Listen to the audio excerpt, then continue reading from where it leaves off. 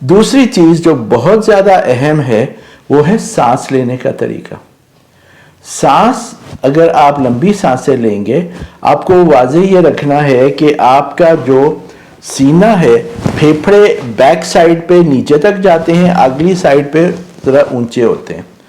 ہم نے سارا ریشہ باہر خارج کرنا ہے تاکہ ہماری سانس کی نالیاں بلاک نہ ہوں، اور جب نالیاں کھلی ہوں گی ان میں ریشہ نہیں ہوگا تو نمونیا بننے کے اور خدا نخواستہ مرض کی شدت اختیار کرنے سے ہم بچ جائیں گے. اس کا طریقہ بہت آسان ہے. آپ نے 5 بار لمبی سانس لے کے روک لینی ہے 5 سیکنڈ کے لیے اور زور سے نکالنی ہے. 6ٹھی بار آپ لمبا سانس لے کے زور سے کھانسی کریں.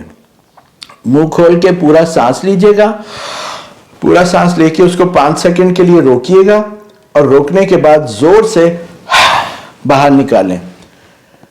اس سے بہتر طریقہ یہ ہے کہ آپ یہی عمل کریں اور سانس پورا لے کے سجدے کی حالت میں جا کے کھانسی کریں تاکہ جتنا ریشہ ہے وہ باہر چلا جائے.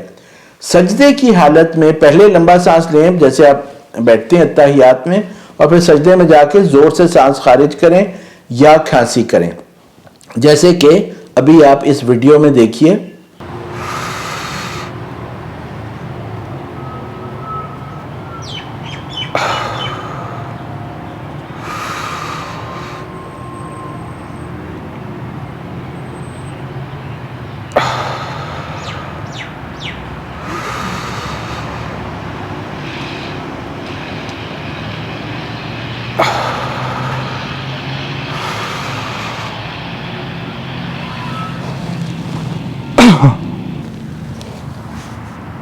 اب اس میں آپ نے دیکھا کہ سانس کو خارج کیا تو جتنا ریشہ پھیپھڑوں کے بیک پہ ہے وہ خارج ہو جائے گا، اور اس کا فائدہ یہ ہے کہ سانس کی نالیاں صاف رہیں گی. یہ جن حضرات کو کووڈ کی تکلیف نہیں ہے وہ بھی یہ دونوں عمل، نمک پانی سے ناک دھونا، غرارے کرنا اور یہ سانس کی ایکسرسائزز جتنا زیادہ کر سکیں یہ آپ کیجئے گا. اس سے آپ کے سینہ کشادہ رہے گا، ریشہ نہیں ہوگا.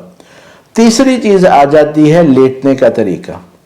چونکہ جیسے میں نے آپ سے گزارش کی ریشہ جو ہے وہ سینے کی بیک پہ اکٹھا ہو رہا ہے، تو آپ جب بھی لیٹیں، مریض جب بھی لیٹے، کوشش کریں کہ الٹا لیٹے یا سجدے کی حالت میں تھوڑی دیر لیٹ کے پھر الٹا لیٹے اور سینے کے نیچے تکیہ رکھے تاکہ اس کا سینہ اونچا ہو، سر نیچا ہو اور ریشہ جو ہے ایزیلی فلو کر سکے. ہم بہت بڑی غلطی یہ کرتے ہیں، مریض سیدھا رکھتے ہیں تو ریشہ نکالنا اس کے لیے مشکل ہے، پھر ریشے میں انفیکشن پیدا ہوتی ہے، نالیاں بند ہوتی ہیں اور اس سے پھر تکلیف زیادہ ہوتی ہے.